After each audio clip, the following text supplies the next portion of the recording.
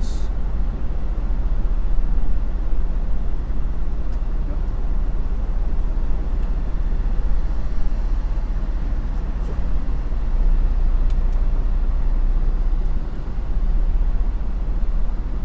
Ay, tinawag siya.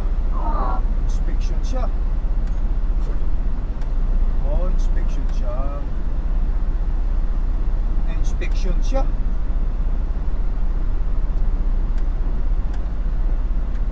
Mamaya tawagin tayo. Tinawag yung isa, tinawag yung 5 ton.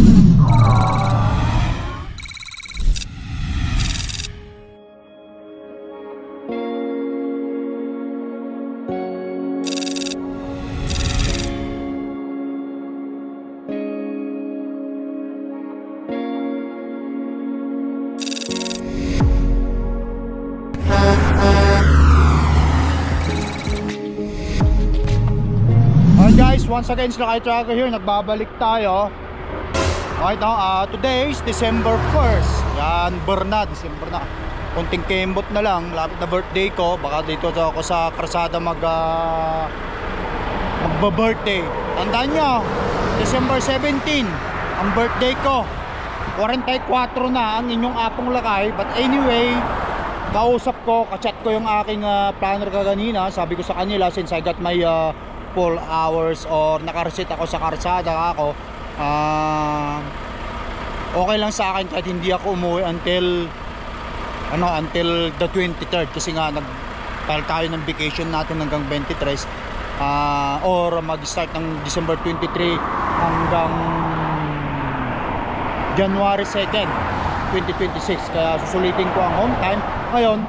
Magsakripisyo muna tayo sa biyahe para sa ganon, pag nasa bakasyon tayo, meron tayong mga suporta sa mga bills.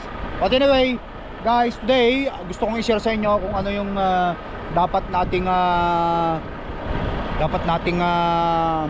tinitignan sa bill of lading. Ito, bill of lading ko ito. At dapat yung temperature ng ating cargo ay ayon dito sa bill of lading na nakalagay dito. Kung sinasabi niyang 34 degrees Fahrenheit, katulad niyan, nakikita natin 34 degrees Fahrenheit. Ayan. Yan dapat ang nakalagay doon. Yan natin. Alright. At ang sabi dito, guys, is continuous mode. Kaya kailangan ang set point is 34. At tapos yung box is ito yung box 31.2. Ayan. Alright, guys. So, since nandito rin naman na tayo, mag-conduct na tayo ng inspection or walk around check or brake tire check.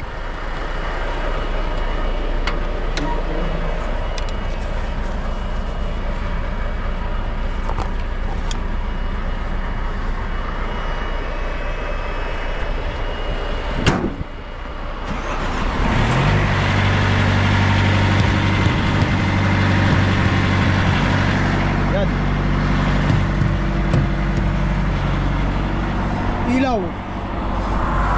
Okay. Tapos tripod. Ayan, dami pa yan. Ilaw ni Cordape. Dito tayo sa guys, sa boundary between British Columbia at saka Alberta. Ay, nakita nyo, malaking bundok dyan. Matigas. Okay, ilaw dito sa baba hanggang sa taas. Lahat gumagana. Ayan, may shield tayo.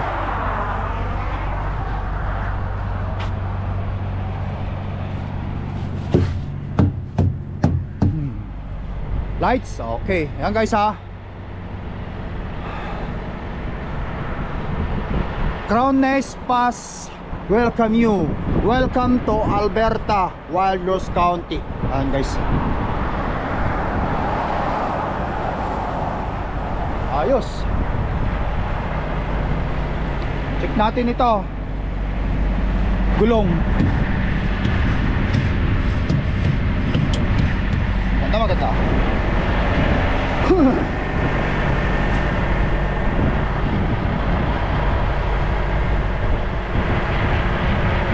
guys.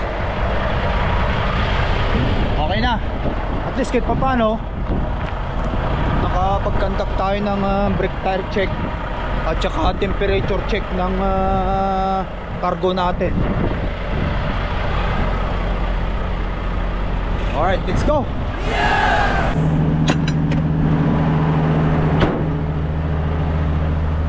Alright guys, tara. Ang lamig. Walang isda pero malamig. Malamig sa labas. Pero dito sa truck ko, may siyempre ang init. Mainit ang init. Sana dyan sa Calgary hindi nag-i-snow. Kasi minsan dyan black ice eh. Hopefully. Alright, let's go.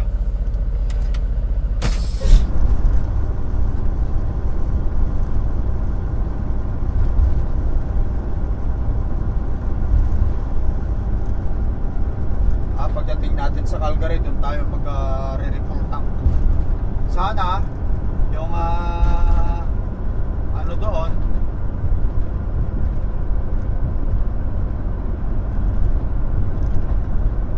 yung mga diesel pump doon, meron silang available na meron silang available na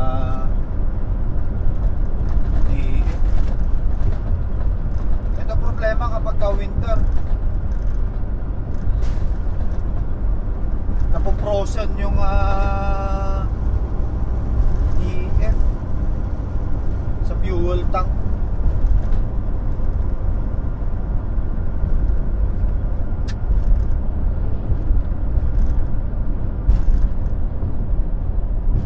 Maubusan kasi ako ng stock eh. Alam, bumili ako ng isa. Repilang ko yung galong ko dyan. May galon ako dyan.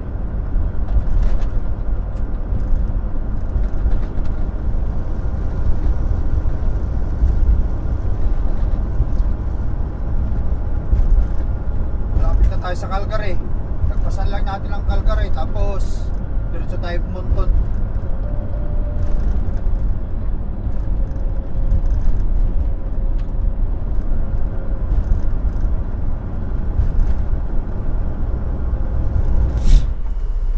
Guys, ayan, bukas ang timbangan dito.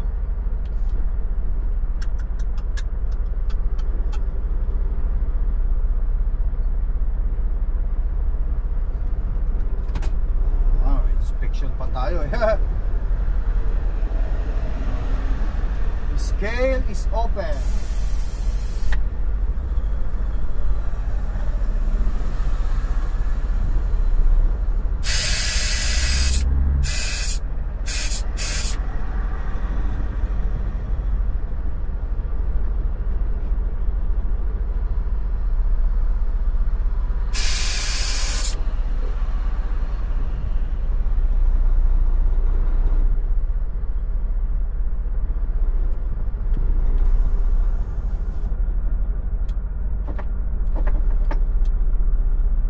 Sana hindi naman, para hindi na tayo maabala.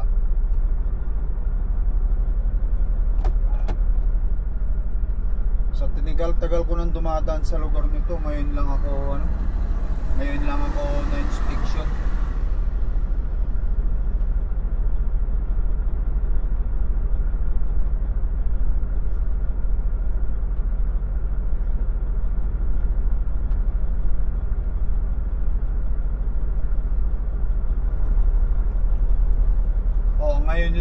Ngayon lang ako dumaan sa lugar na to. Yun ang ibig ko sabihin. Ayun na yung pulis oh.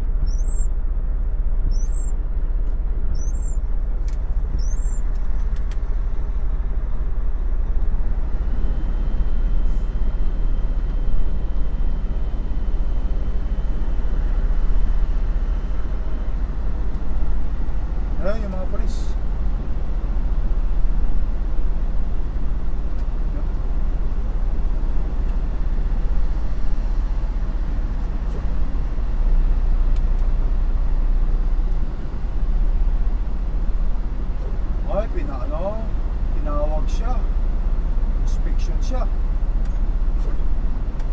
Oh, inspection siya. Inspection siya.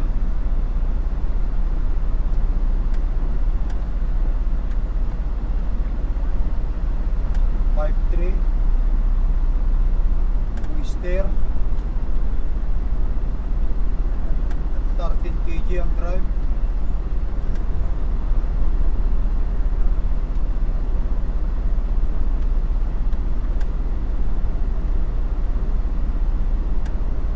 $10,900 ang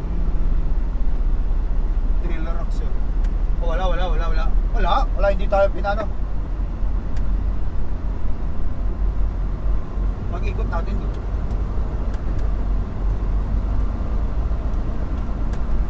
Baka mamaya tawagin tayo. Tinawag yung isa, tinawag yung 5 ton. Inspection yung 5 ton. Ano? Kinakanahan na agad, oh. Wow! Na-inspection siya agad-agad. But anyway, okay tayo, kaya let's go. Yes!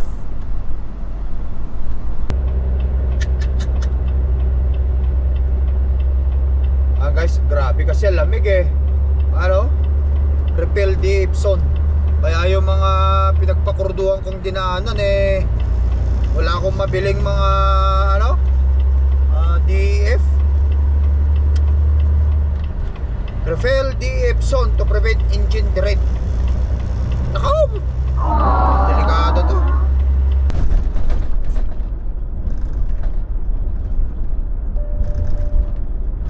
Alright guys, Arlo Trail Southeast.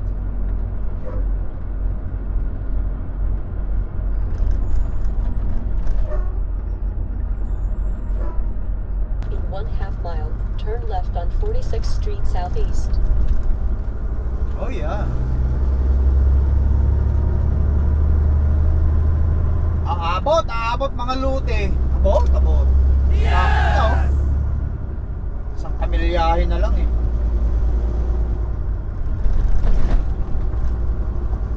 Ay, umaabot pati kuruto ko. Wow! Turn left, then take the first left.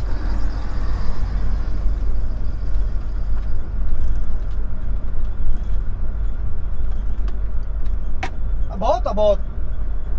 Yes. Eh, saktong-sakto nagkakarga sila ng crudo doon, oh. Turn left, then take the first right. Maganda.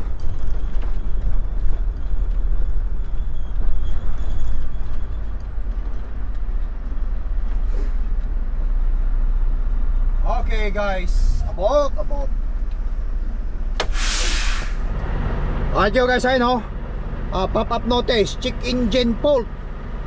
Nakapo! Hindi nawawala yung check engine natin. Pag-uwi na lang natin yan. Fuel level is low. Nandun na. Hindi naman siya sagad-sagad, pero meron pang natitira, no? Refill the Epson to prevent. Ano sabi? To prevent engine derate. Okay. Fuel level. Tapos check engine fault. Guys, tara.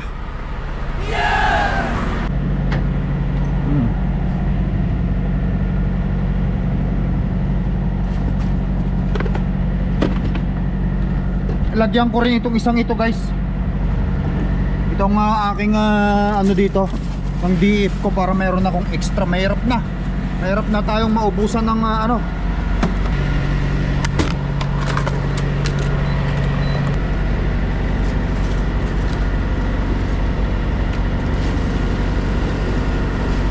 punuin natin. Tapos lagyan ko yung aking DEF bolt. Yes!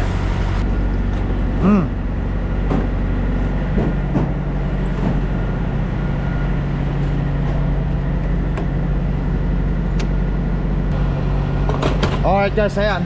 So umabot na ng $91.18 sa DEF. Yan, pati yung tangke ko doon. Ayun, crudo naman. Lagay mo natin ito sa taas. At least meron tayong ano, extra.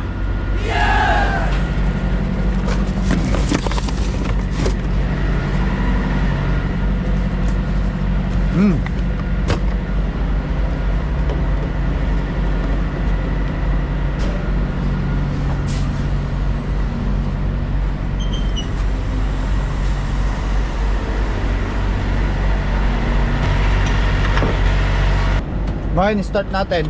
I-run lang natin. Mawala yung DF na ano. Mawala yung DF. Ay, may DF pa. Napuno na nga yung DF, oh. Okay. Oh, ayan, nawala na. Nawala yung DF. Ayan. Oh, nawala na rin yung check engine na lang natitira. Tapos paglagay tayo ng ano yan. Antayin ko muna. Antayin ko guys na matapos ito. So 1,039 ang nilagay.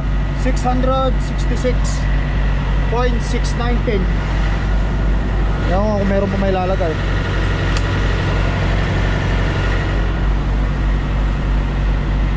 Yan. Tama na yan. 670 liter.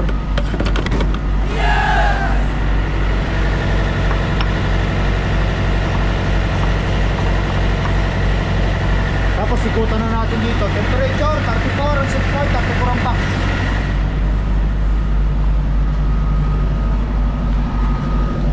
At report, marami pa. Hindi pa ako magpapakrudo sa ano ko, sa dyan sa ating ano na yan. Prepper, okay pa yan. Ayos, walang problema. Yan pa yung mga sil. Bulong. Yan. Dito.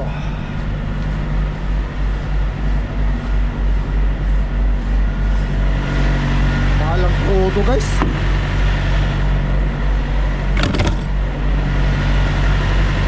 Hindi pa puno yun ha. Kasi nasagad nga yung ating ano, nasagad yung ating tangke. Alright. Tara na. Tuloy natin ang biyahe. Meron po tayong 3 oras na tatakbuhin guys. 3 oras pa. Kaya hindi na tayo dapat magpatumpik-tumpik pa. Let's go.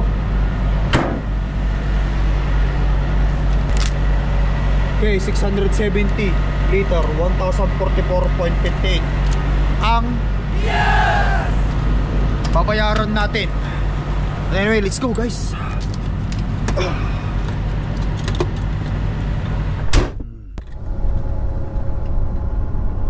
Alright guys, yan, dito na tayo sa Rinder, Alberta. Sa kalahating oras doon sa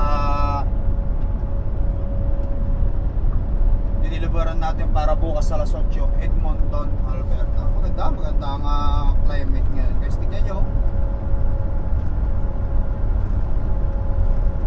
ayos. Yes! Pero dadaan muna tayo dito sa truck stop. Maliligo muna ako dito. Tapos linisin natin tong windshield dito para clear ang ating view. Medyo masaya ako ngayon guys, kasi after deliver ko bukas may reload na tayo agad. Mukhang bumabawi ang torque sa akin. Bawing-bawi ang torque ngayon sa akin. Pabalik ulit tayo ng Vancouver. Yung pa rin ganong klase ng pangarga ang ating kukunin papuntang Vancouver. Pumapatak ng $4 per miles yun kapag papuntang Vancouver. Yung pangarga kong yun. Eh, thank you. Sabi ko nga sa'yo, kahit hindi nga ako umuwi hanggang 23 na ng December importante, tumatakbo tayo Maraming sana na lang sana yung paglabas ko, hindi na ako lalabas, dire-diretso na to Pero sila pa rin ang bahalang mag-desisyon kung ano talagang gusto nila. Kung gusto nila pa uwi, gusto nila ako pa uwi, hanggang 15, mas palabasin ulit nila ako, okay lang din naman.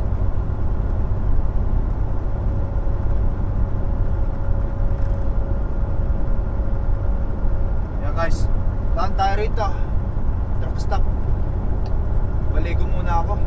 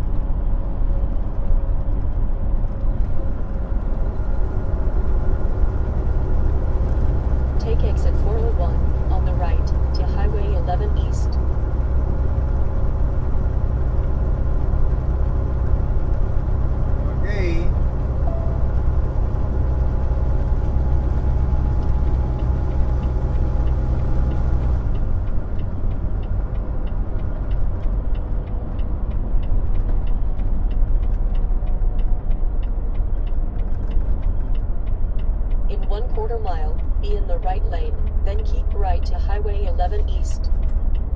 Oh yeah.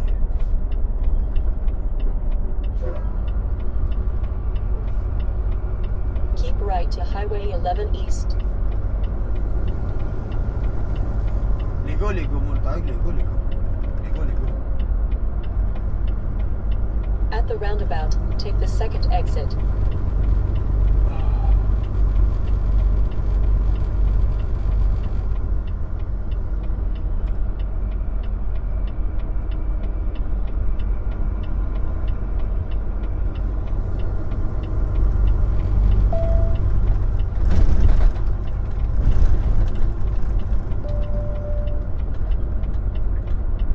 At the roundabout, take the second exit to 67th Street.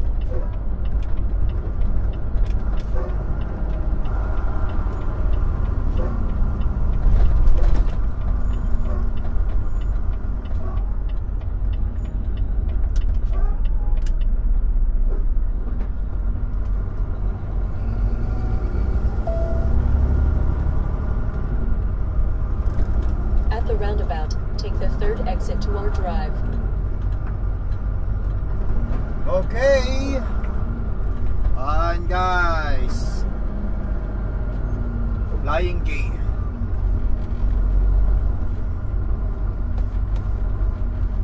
Whoops.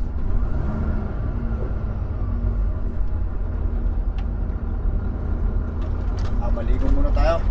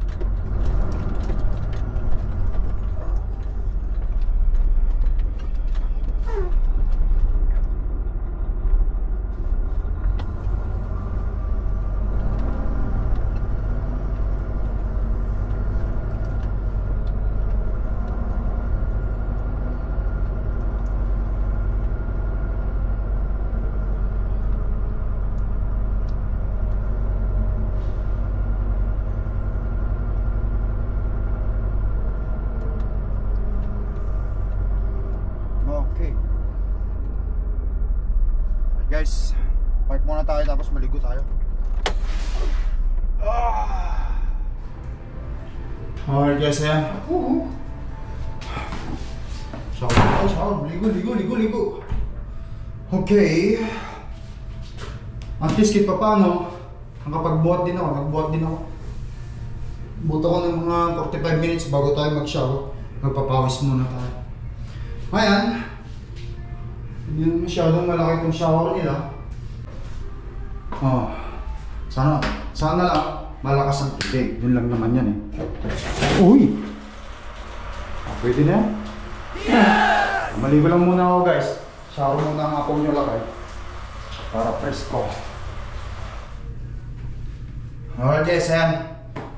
Tapos na tayo maligo. Wow! Kaya nang maghumusga guys kung may tone na rin ang katawan ng apong nyo lakay. 44 years old natin, December 17 ngayong taon. Baka dito ako sa karsada mag-birthday, but it's okay. Now, malamig.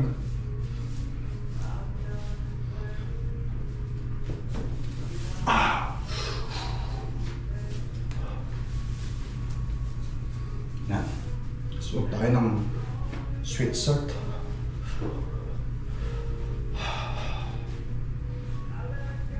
Let's go guys.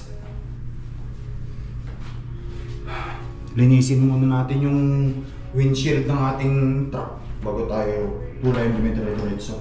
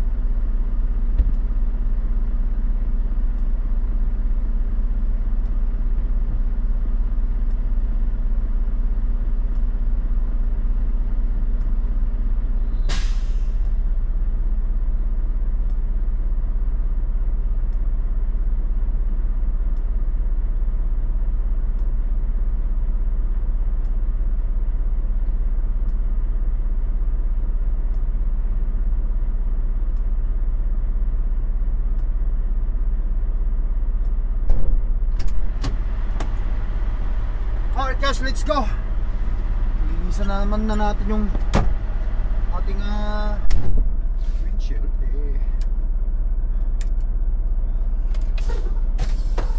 Malinis na naman.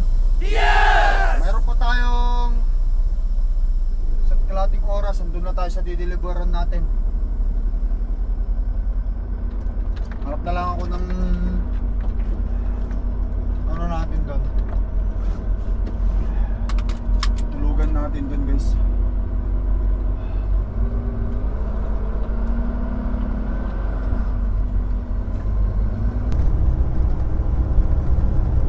Pagdating ko doon, hindi ko sigurado, guys, kung pwede akong mag-park doon sa loob, pero kung hindi man, maghanap ako ng malapit na pwede nating pagparadaan doon para sa ganun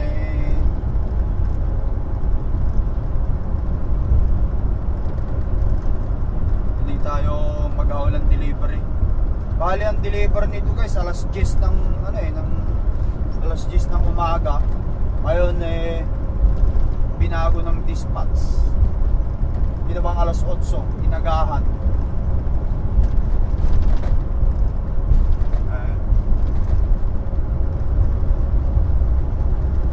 Okay lang naman. Sigurado ngayong gabi nandun na tayo. Tututok na tayo para bukas deliver natin.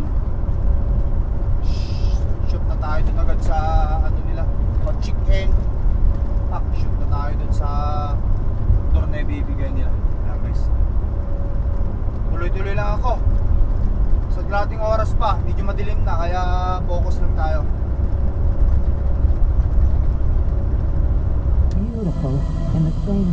Okay guys, ayan, babalik tayo. Andito na tayo ngayon sa Atchison, Alberta.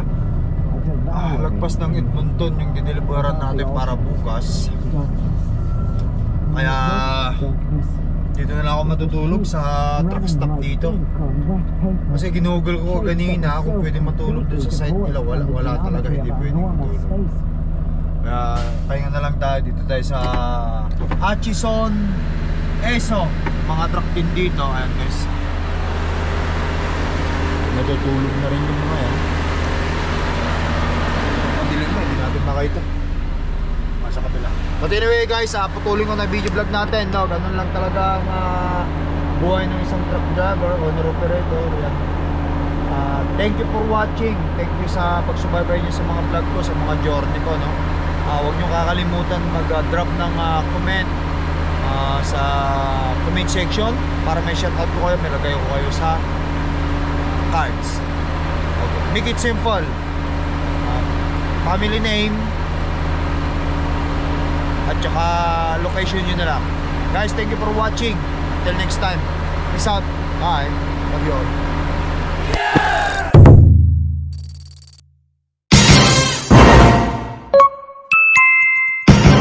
Lakai Trucker.